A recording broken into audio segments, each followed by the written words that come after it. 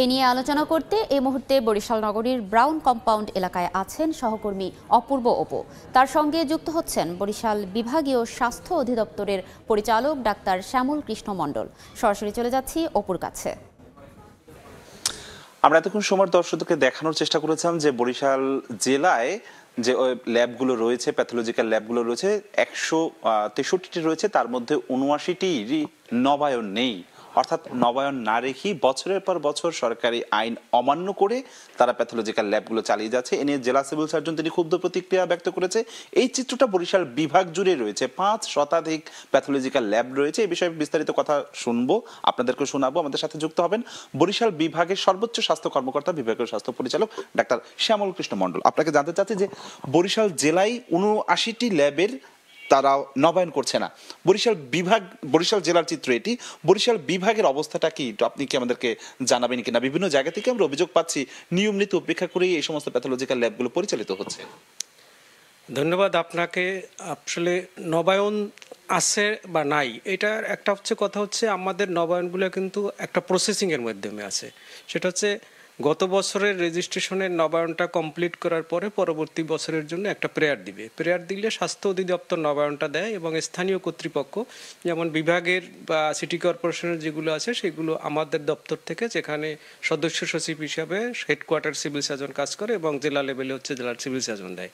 তো সেখানে আমরা ওই জায়গাটাকে সরজমিনে আমরা পরীক্ষা করি যে প্রয়োজনীয় জিনিসপত্রগুলো আছে কিনা, যেমন যেগুলো ম্যান পাওয়ার আছে কিনা, তার লজিস্টিকগুলো আছে কিনা, বিভিন্ন দপ্তরের যে ক্লিয়ারেন্সগুলো সেগুলো আছে কিনা, এইটা দিয়ে আমরা সুপারিশ করি। তো সুপারিশ করতে গেলে দেখা যায় অনেক সময় এই কাজগুলোতে বিভিন্ন কাজে আমরা বাধাগ্রস্ত হইলে কাঙ্ক্ষিত রেজাল্টটা পেতে অনেক সময় দেরি হয়ে যায়। বাধাগ্রস্ত বলতে ধরেন আমার একটা দপ্তর থেকে আমার একটা কাগজ নিয়ে আসতে হবে, সেই কাগজটা আসতে একটু দেরি হচ্ছে যেহেতু অনলাইন প্রসেস, সব কাগজগুলো রিকোয়ারমেন্টগুলো যখন পূর্ণ না হয় তখন কিন্তু নবায়ন অধিদপ্তর থেকে হচ্ছে না। এই যে আমলাতান্ত্রিক যে দীর্ঘমেয়াদী সূত্রতা, এর মধ্য থেকেই কি যারা অসাধু ব্যবসায়ীরা তারা কি সুযোগ পাচ্ছে না? এই সময়টাকে কাজে লাগিয়ে তারা তাদের ব্যবসা মুনাফাটা বেশি করবার জন্য মানুষের কাছ থেকে অর্থ বেশি হাতিয়ে নেয়া? না, এখন কথা হচ্ছে আমি যখন একটা প্রতিষ্ঠানকে বাংলাদেশের স্বাস্থ্যসেবার মতো এরকম একটা সেন্সিটিভ জায়গায় তাকে রেজিস্ট্রেশন বা নবায়ন দেবো, সেখানে প্রয়োজনীয় কাগজপত্র তো আমার অবশ্যই দেখতে হবে। তার পরিবেশের লাইসেন্স আছে কিনা, বর্জ্য পদার্থ নিষ্কাশনের ব্যবস্থা আছে কিনা, প্রয়োজনীয় চিকিৎসক আছে কিনা, ল্যাবরেটরি টেকনিশিয়ান আছে, সবগুলো দেখে আমরা যখন সুপারিশ করি, তো বিভিন্ন দপ্তরের যেখানে যখন অংশগ্রহণ থাকে তো সেখানে একটু দেরি যেটা হয় যার জন্য হয়। কিন্তু তাই বলে কিছু একটি ল্যাব ৩ বছর লাগবে না, এইবার ৩ বছর লাগে এই সব কথাটা আমি যৌক্তিকভাবে মনে করি না, কারণ আমরা তো সার্বক্ষণিকভাবে ল্যাব, আপনাদের স্বাস্থ্য কর্মকর্তারাই সেটি জানিয়েছেন।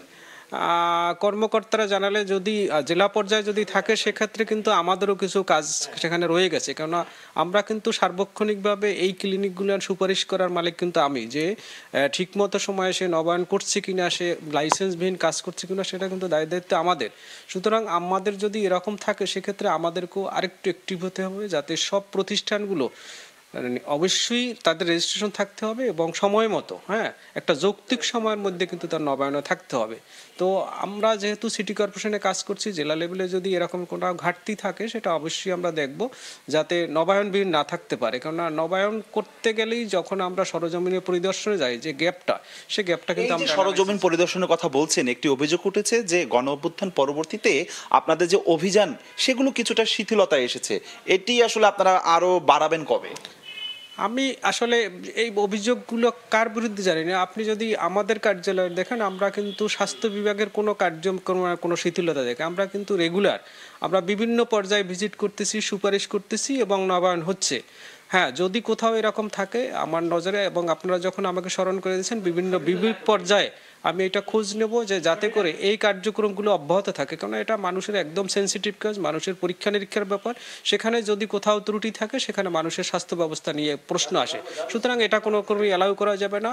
আমি আমার বিভাগের নিয়ন্ত্রণাধীন যেখানে সিভিল সার্জন মহোদয়ের কাজ করছেন সেখানে এই ব্যবস্থা নেব। অনেক ধন্যবাদ আমাদের সাথে যুক্ত হয়ে একেবারেই কড়া বার্তা দিলেন যে যে শিথিলতার কথা অভিযোগ উঠেছে সেটি তারা মানতে নারাজ, তাদের কার্যক্রম চলছে এবং আগামীতে এই কার্যক্রম আরো বাড়বে।